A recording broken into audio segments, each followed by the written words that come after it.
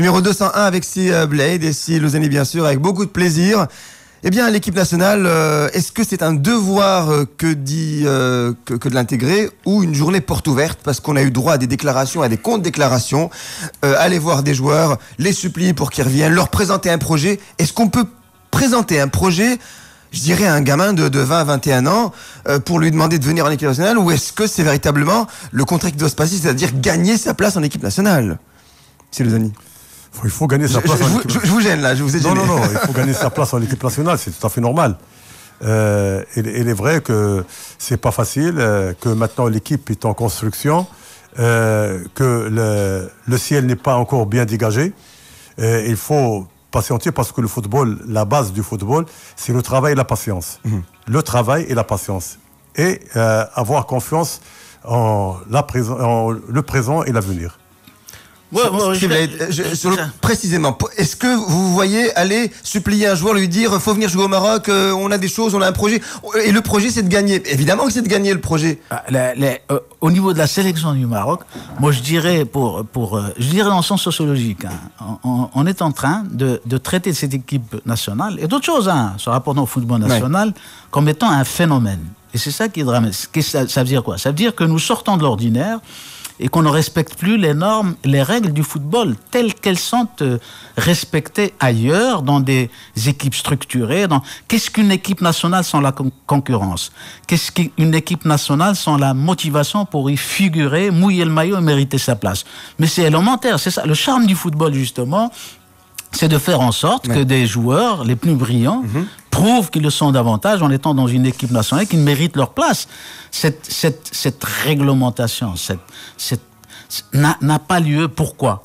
Donc, c'est le pourquoi qui devrait être interrogé dans une réalité footballistique nationale où on a délaissé beaucoup de choses au niveau du rudimentaire, au niveau de l'ABC, au niveau de ce qui fait le football et une sélection. Il est vrai qu'il y avait un éclatement.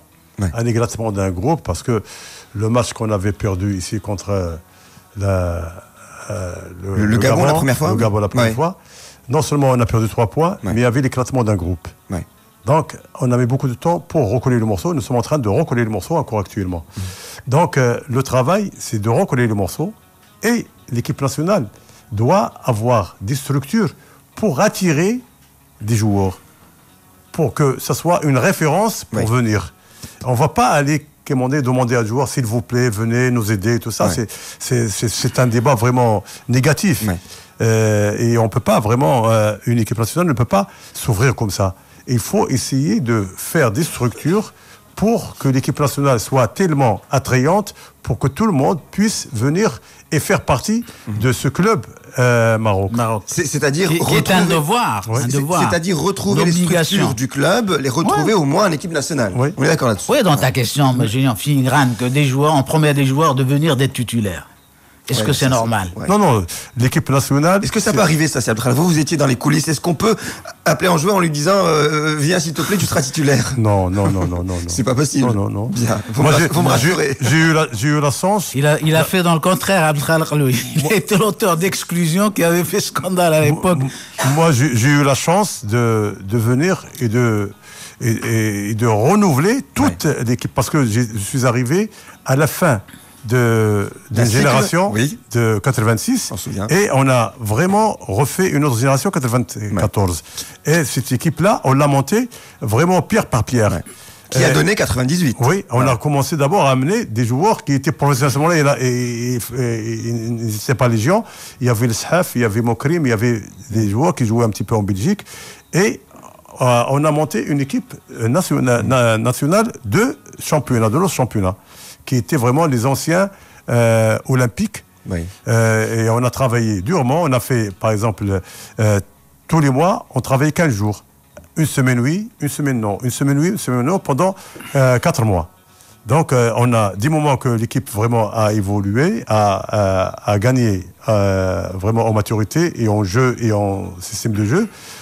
À ce moment-là, tout le monde vraiment se disputer pour venir parce que gagner sa place. Oui, justement parce que l'équipe est devenue attrayante. Et justement, est-ce que le calendrier FIFA aujourd'hui, Louzani, empêche de travailler aussi régulièrement? Parce qu'aujourd'hui, il est difficile de convoquer les joueurs tous les 15 jours ou tous les mois. Non, je parle, moi, du championnat national. D'ailleurs, on ne peut pas uniquement baser une équipe nationale uniquement sur le travail externe. Ouais. C'est impossible. C'est du miracle. Et c'est du mirage en même temps. Donc, il faut essayer de faire un travail ambivalent, c'est-à-dire ici et là-bas. Et en travaillant ici et en cherchant là-bas, on va vraiment essayer de donner la compétition à tout le monde. Et créer l'immunité, l'émule, pour essayer d'avoir les meilleurs chez nous. Mais j'aime bien Mirage. Mirage, c'est effectivement, vous avez raison. Pourquoi ? Parce que, vous savez, quand on est tourné sur l'extérieur à 100%, qu'est-ce que vous avez ? Vous avez des joueurs qui ne sont pas dans le réel. Ailleurs, ou autrefois, quand on avait une équipe constituée que de locaux, il y a une pression sur les joueurs. Et les joueurs sont sur place. Ils sont dans la proximité. Il va chez le boucher, il se fait sermonner ou féliciter. Ouais. Et il rencontre, je ne sais pas, le policier dans la rue, il sermonne, ou il y a même des cas extrêmes en Afrique où des joueurs ont été menacés de mort, etc. Alors il y a cette pression qui n'existe pas pour les joueurs, disons d'ailleurs, c'est marocain d'ailleurs. En vivant à l'étranger. Qui vivent à l'étranger, qui jouent, qui repartent. Il n'y a pas cette pression, cette proximité directe qui fait qu'on est l'obligé justement d'un public. Moi, je n'appelle pas ça pression, j'appelle ça les racines. Ouais. Oui, qu'on l'appelle comme on veut, moi je suis d'accord. C'est vrai que l'essentiel, c'est que dans le cadre du phénomène dont j'ai parlé moi, qu'on peut éclater en plusieurs épiphénomènes, vous avez ça par exemple, vous avez autre chose, du fait que on s'en rend pas compte. Vous parliez tout à l'heure, Saad Khalr, de technocrate, vous avez raison. On ne peut pas, en étant dans un bureau, faire des analyses que font aujourd'hui des ethnologues, des sociologues, des stades, des spécialistes qui vous parlent de tout ça et qui, dans les travaux, ont été utilisés par les diverses fédérations européennes pour régler le problème du hooliganisme, le problème des stades de l'affluence, le problème du supporterisme, ce qu'on appelle le supporterisme. Je ne critique pas la bureaucratie en tant que telle, mais je dis que le football, c'est d'abord le terrain. C'est 75 à 80% le terrain et 20% ailleurs. Oui, on est d'accord. On est d'accord là aussi. La bureaucratie et la technocratie sont des conditions nécessaires, mais pas suffisantes. Il faut également, comme vous l'avez dit, le terrain. Et justement, ça nous pousse à passer au point qu'on a promis aux auditeurs de Radio Mars, bien sûr, sur Mars Attack numéro 201, c'est-à-dire, les programmes de promotion sportive. Sachez que la Coupe du Monde a promis tellement de choses à l'Afrique, un développement et autres rêves. Et finalement, écoutez, les ouvriers sud-africains sont en grève, ils n'ont pas été payés. La promotion du football en Afrique se fait de façon individuelle. Ça, c'est Kanouté qui verse des millions d'euros au Mali, aux jeunes de son quartier ou de son pays. Donc c'est vraiment des programmes individuels. Il y a très peu de programmes globaux, sinon des importations de joueurs d'Afrique, de chez nous. Sachez que la France en importe 48%, l'Espagne à peu près 10%, l'Allemagne 7%. Donc il y a véritablement une exportation de joueurs, mais il n'y a pas de vrai programme structurel en Afrique. Qu'est-ce que vous en pensez, Luzani ? Je crois qu'il faut quand même j'ai fait un long exposé économique. Je suis prof d'éco en même temps. Voilà. Je suis d'accord. Il faut qu'il y ait une prise de conscience pour ceux qui réussissent et qui renvoient l'ascenseur pour d'autres. Donc c'est une chose très importante et ça fait partie du civisme. Ouais. Je crois, moi je trouve toujours regrettable, je le dis toujours à des joueurs avec qui ont travaillé avec moi, que quelqu'un fasse une carrière vraiment extraordinaire et qui se retire. Ouais. Il ramasse l'argent et qui se retire. Il ne remet pas vraiment son expérience au service des jeunes pour essayer de les orienter et de les aider à atteindre peut-être le même parcours ou presque le même parcours. Son expérience ou son argent ? Son expérience et son argent. Ah, d'accord. Non, son expérience, on peut apporter. D'abord, l'expérience. L'expérience, c'est déjà beaucoup. Bien sûr. D'abord, l'expérience, c'est l'argent. Ouais.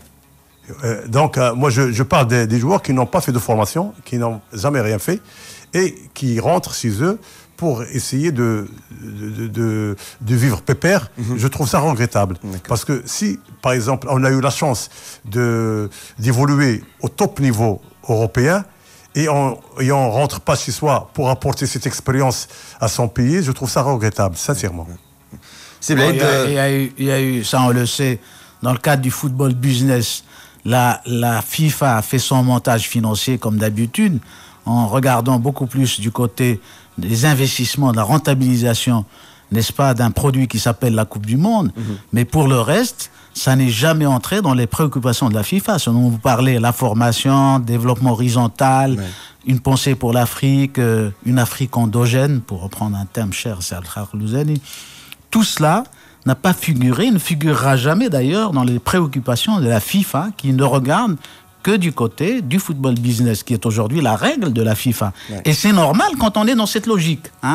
Encore une fois, il faut rappeler que financièrement parlant, nous avons un grand Blatter qui est un renard de la finance à ce propos, et qui, dans le souci de rentabiliser, quitte à faire un peu de mendicité par-ci, par-là, n'est-ce pas, en donnant un petit plus aux fédérations quand il s'agit de stages, de stades synthétiques, de centres de formation, mais alors là, limité à la seule visée et vision de la FIFA, etc. Donc, cette problématique... Vous êtes sur un long exposé, on vous suit avec beaucoup de passion. Radio Mars a besoin également de finances, on va marquer une page de pub.